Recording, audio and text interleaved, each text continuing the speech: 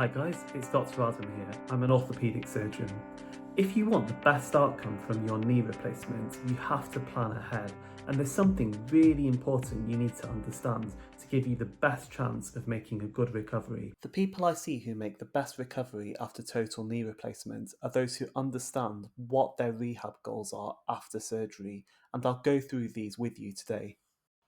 As always, this video is for information purposes only, and it is not intended to override the advice of your surgeon or physiotherapist, who will be able to give you personalised advice.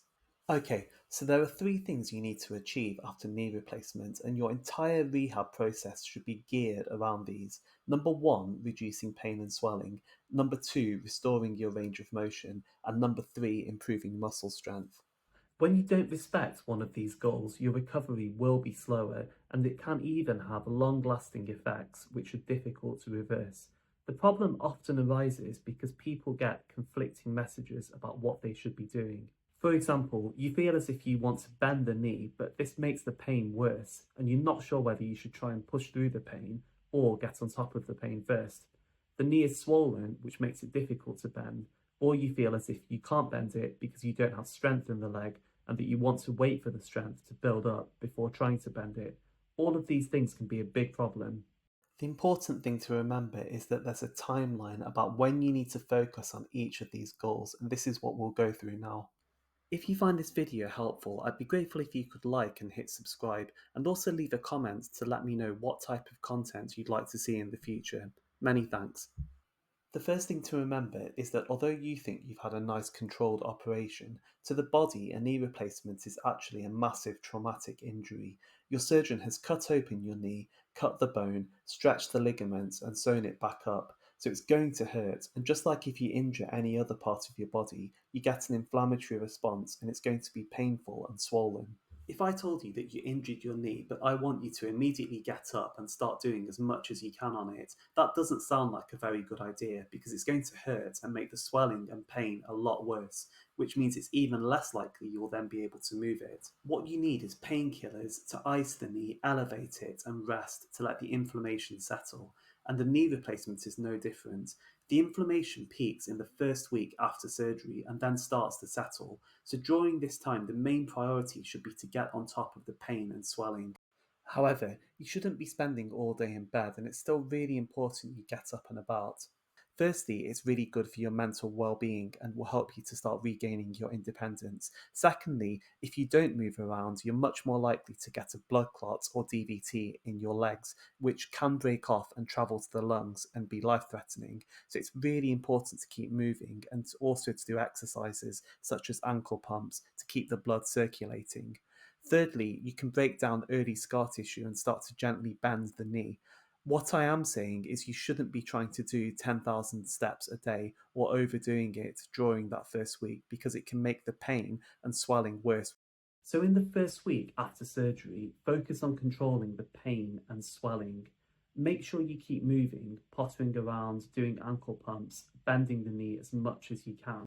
So how about range of motion in this period? Well, when we think about range of motion, there are really two parts to this: extension, which is getting the knee out straight, and flexion. And both are important, and whatever you get by around 6 to 8 weeks is generally what you end up with. So you've got a couple of months to work on the range of motion before you're essentially stuck with that. In the first week after surgery, something that I've found is that many people ignore extension.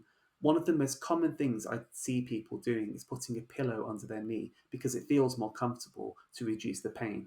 But this is a bad idea. If you flex your knee, your hamstrings shorten, and it can make it really difficult to then achieve full extension later on when you're focusing on the range of motion.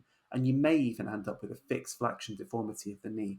So from day one, put the pillow under your ankle when resting and push your knee down into the bed to try and get it out straight.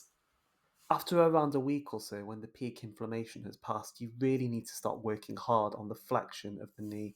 In this study, which is free to read online, the authors looked at knee swelling and range of motion for over 300 people after total knee replacement, and what they found is that maximum flexion is usually achieved by around 8 weeks post-op. It's really important you're guided by your physiotherapy team. Now, in many places where I've worked, the physiotherapists like to achieve a certain amount of knee flexion before they'll let people go home. And the reason for this is that people don't necessarily have access to early outpatient physiotherapy. So if you let somebody go home and they're not bending their knee, there is a risk that they won't know which exercises to do to bend the knee, and that's also a disaster. So many physiotherapists do push flexion initially for that reason, but have a chat with your physio and work out when you're going to see them, which exercises you should and shouldn't be doing, and try and strike that balance between pain control and increasing flexion as the knee allows. The next goal is muscle strength. Now, this is really hard to build in the first few weeks because you're not moving around as much and you've had a huge insult to the knee. As the range of motion starts to improve, your pain gets better. You can work on your quads, hamstrings, and core muscles, which really give stability to the knee. After a few months, it gets really difficult to improve the range of motion of the knee anymore unless you have a surgical manipulation. However, what you can be doing at this stage is really working on the strength in the knee. Now, the muscles around the knee help to control its stability, and often what happens is when people forget to exercise and the muscles weaken, the knee can start to feel unstable. And this can also happen as people get older. So someone may have a knee replacement and then 5 or 10 years later, they complain that it feels unstable, not because there's anything different about the implant, but because the muscle control around the knee has reduced. So when it comes to rehab after knee replacements, you need to hit these three goals and keep them in mind constantly and be very careful to make sure you don't neglect one of them. If you got value from that video, please do hit subscribe and remember to check out some of my other content.